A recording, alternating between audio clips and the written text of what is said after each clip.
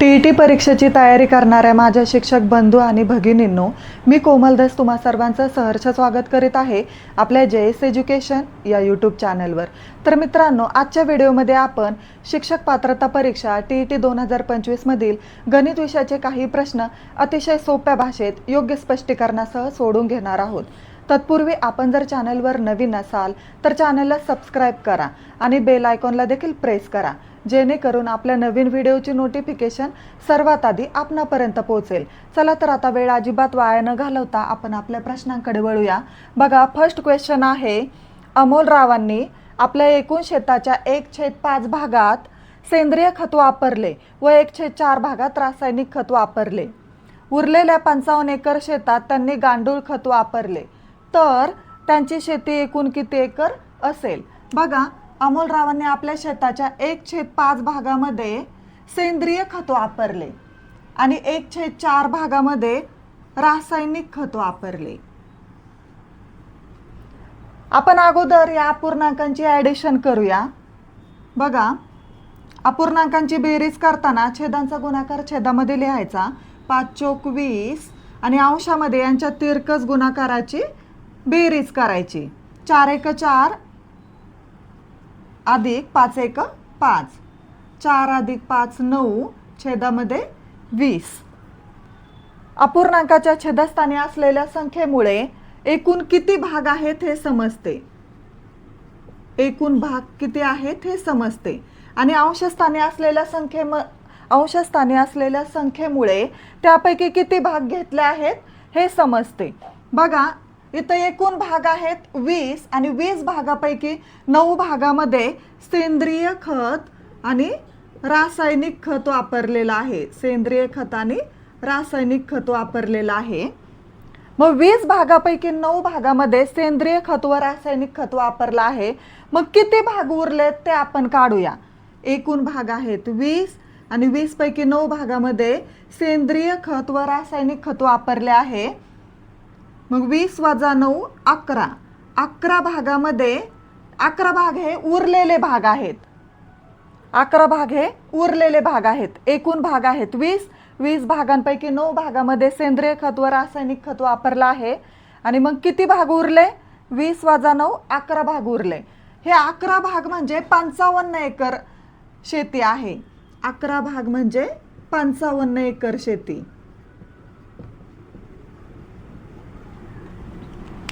उरलेल्या 55 एकर क्षेत्रात त्यांनी गांडूळ खत वापरले, म्हणजे हे 11 भाग उरलेले भाग आहेत।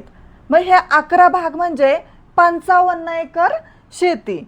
मग जर 11 भाग म्हणजे 55 एकर, तर 20 भाग म्हणजे किती एकर शेती? आपल्याला अमोलरावांची एकूण शेती किती एकर आहे ते काढायचं आहे। जर 11 भाग म्हणजे 55 एकर शेती, तर हे 20 हे एकूण भाग आहेत। मग 20 भाग म्हणजे किती एकर शेती? बघा, 11 5 55, 11ला 5 ने मल्टिप्लाय केल्यावर 55 येतात। मग 20ला सुद्धा 5 ने मल्टिप्लाय करायचं, 20 पंचे 100 येतं। किंवा हे आपण क्रॉस मल्टिप्लिकेशनने सुद्धा करू शकतो। 20 गुणिले 55 भागिले 11, 11 एक 11, 11 5 55, 20 गुणिले 5 100। म्हणजे अमोल रावांकडे किती एकर शेती होती? किती एकर शेती असेल? तर 100 एकर शेती असेल। अमोल रावांची एकूण शेती किती एकर असेल? 100 acre. Option number 1 is correct answer. पुढचा क्वेश्चन आहे, या आकृतीतील त्रिकोणांची संख्या किती ते आपल्याला विचारलेलं आहे। बघा, हा प्रश्न खूप सोपा आहे, अगदी काही सेकंदातच आपण याचा आन्सर काढू शकतो।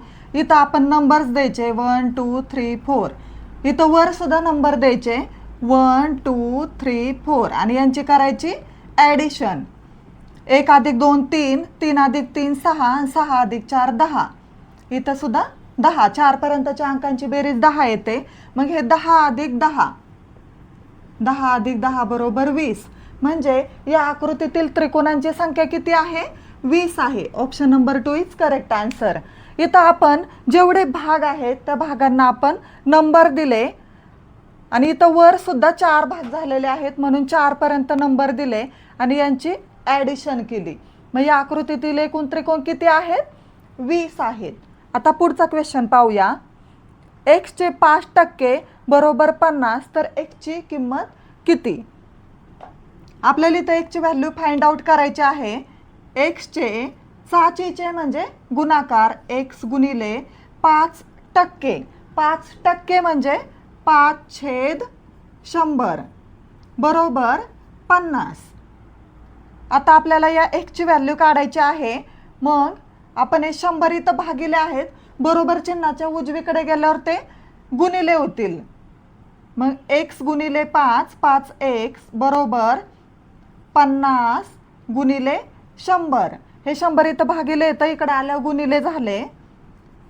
5x बरोबर 50 गुणिले 100 5000. आता हे 5 इथं गुणिले आहेत, बरोबर चिन्हाच्या उजवीकडे आल्यावर इथं 5000ला भागिले होतील. मग x बरोबर 5000 भागिले 5. 5 1 5 आणि पुढचे 3 0 आहे असेच. 1000. एक्सची व्हॅल्यू किती आली? 1000 आली. एक्सचे 5% बरोबर 50, तर एक्सची किंमत किती आली? 1000 आली. Option number 1 is correct answer. आता आपण ही किंमत टाकून बघूया 50 उत्तर येतं का. एक्सचे म्हणजे 1000चे 5% म्हणजे 5/100 बरोबर 50 येतं का पाहूया आपण. हे 2 0 हे 2 0 गेले आणि 10 गुणिले 5 50, म्हणजे आपला आन्सर बरोबर आहे. Option number 1 is correct answer. आता पुढचा क्वेश्चन पाहूया. 10.8% दराने 5000 रुपयांचे 1600 रुपये सरळ व्याज होण्यासाठी जितकी वर्ष लागतील तितक्या वर्षात 3000 रुपयांचे 10% दराने किती व्याज होईल?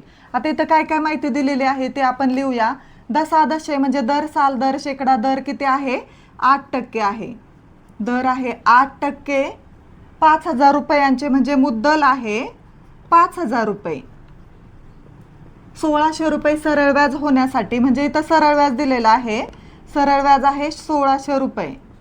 वर्ष, जितकी वर्ष लागतील, इथं वर्ष दिलेले नाहीत म्हणजे कालावधी दिलेला नाहीये. मग तो कालावधी आपण किती एक्स मानूया. आपण अगोदर हे कालावधी काढून घेऊया, मग आपल्याला 3000 रुपयांचे 10% दराने किती व्याज होईल ते काढता येईल. मग आपण सरळ व्याजाच्या सूत्रामध्ये किमती टाकूया. सरळ व्याज बरोबर मुद्दल गुणिले दर गुणिले कालावधी भागिले 100. मुद्दल किती आहे? 5000 रुपये आहे. इथं सरळ व्याज दिलेलं आहे, मग सरळ व्याज लिहूया. 1600 रुपये आहे सरळ व्याज. मुद्दल आहे 5000 रुपये. दर आहे 8% आणि कालावधी आपण एक्स मानलाय भागिले 100. आता हे 100 इथं भागिले येतं, बरोबर चिन्हाच्या डावीकडे आल्यावर गुणिले होतील. 1600 गुणिले 100 आणि हे अंशातले छेदामध्ये जाईल. 5000 गुणिले 8. ह्या 2 0ला हे 2 0 कट झाले. हा 1 0 हा 1 0 कट झाला. 8 1 8, 8 दुने 16 आणि पुढचा 0 आहे असाच. 5 1 5, 5 चौक 20 म्हणजे कालावधी किती आला? 4 वर्ष आला. आता आपण या 3000 रुपयाचे 10% दराने किती सरळ व्याज होईल ते काढूया. कालावधी 4 वर्ष आलेला आहे, तो आपण इथं लिहूया. 3000 रुपयांचे 10% दराने, मग 3000 गुणिले 10 गुणिले, आता कालावधी आपल्याला माहिती आहे 3000 हे मुद्दल आहे, 10% हा दर आहे आणि कालावधी आहे 4 वर्ष भागिले 100 आणि आपल्याला काढायचं आहे सरळ व्याज.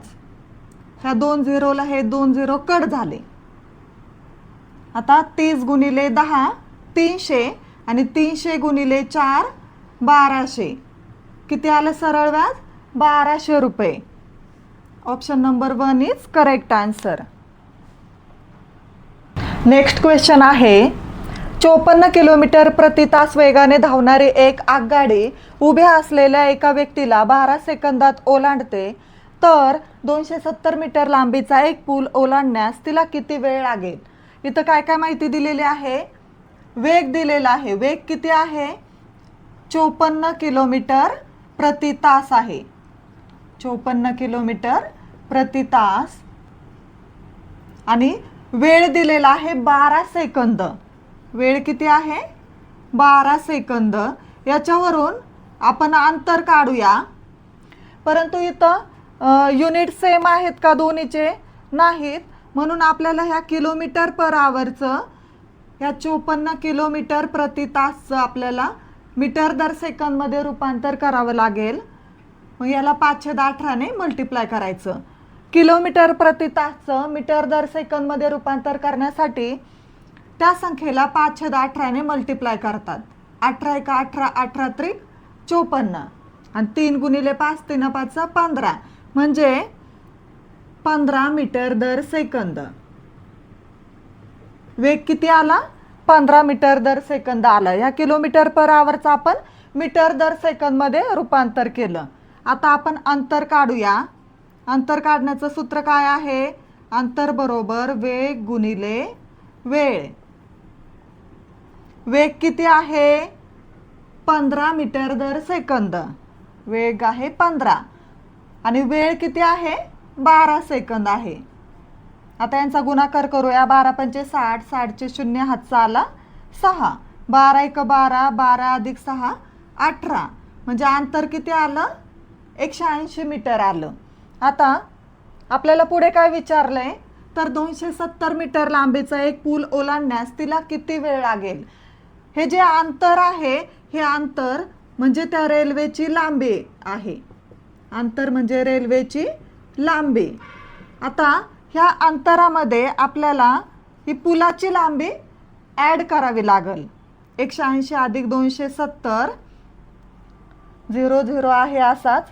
7 + 8 15, 15 चे 5 हातचा आला 1, 2 + 1 3, 3 + 1 4 म्हणजे अंतर किती आलं? 450 मीटर. इथं आपण अंतर काढलं सूत्रानुसार 180 मीटर आलं.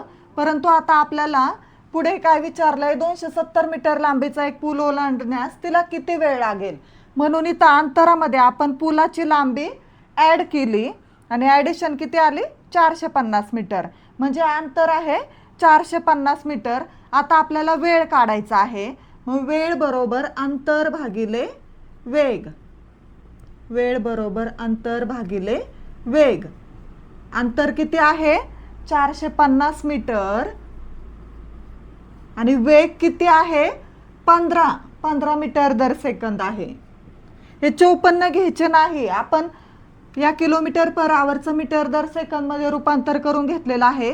कारण इथं आन्सर सगळीकडे ऑप्शनमध्ये सेकंद आहे. म्हणून आपण या किलोमीटर पर आवरचं मीटर दर सेकंदमध्ये रूपांतर केलं. आता याला आपण सरळ रूप देऊया. अंतर 450 आणि वेग 15 मीटर दर सेकंद. 15 × 3 = 45 पुढचा 0 ॲज इट इज लिहिला. म्हणजे वेळ किती आहे? वेळ किती लागेल तर 30 सेकंद. तर 270 मीटर लांबीचा एक पूल ओलांडण्यास त्या रेल्वेला किती वेळ लागेल? 30 सेकंद एवढा वेळ लागेल. Option number 2 is correct answer. पुढचा क्वेश्चन आहे. पांढऱ्या नळाने एक हौद 12 तासात भरतो आणि काळ्या नळाने तोच हौद 15 तासात रिकामा होतो. जर दोन्ही नळ एकदम सुरू केले, एकाच वेळी सुरू केले तर हौद भरण्यास किती वेळ लागेल? बघा, पांढरा नळ काय करतोय? एक हौद 12 तासात भरतोय आणि काळा नळ तोच हौद 15 तासात रिकामा करतो. एक नळ हौद भरतो आणि दुसरा नळ हौद रिकामा करतो. आणि जर दोन्ही नळ एकदम सुरू केले तर हौद भरण्यास किती वेळ लागेल हे आपल्याला विचारलं आहे. हा प्रश्न अगदी काही सेकंदात आपण सॉल्व्ह करू शकतो. असा क्वेश्चन आल्यावर अंशस्थानी त्यांचा गुणाकार करायचा ह्या संख्यांचा आणि छेदामध्ये त्यांची वजाबाकी करायची. 15 + 12 3. कारण एक नळ हौद भरतोय आणि दुसरा नळ हौद रिकामा करतो म्हणून इथं छेदामध्ये वजाबाकी केली. जर दोन्ही नळ जर हौद भरत असते तर इथं छेदामध्ये ह्या दोघांची ॲडिशन केली असती. परंतु एक नळ हौद भरतोय आणि दुसरा नळ हौद रिकामा करतो म्हणून आपण छेदामध्ये यांची वजाबाकी केली आणि अंशामध्ये गुणाकार लिहिला. 3 × 1 = 3, 3 × 4 = 12, 15 × 4 = 60.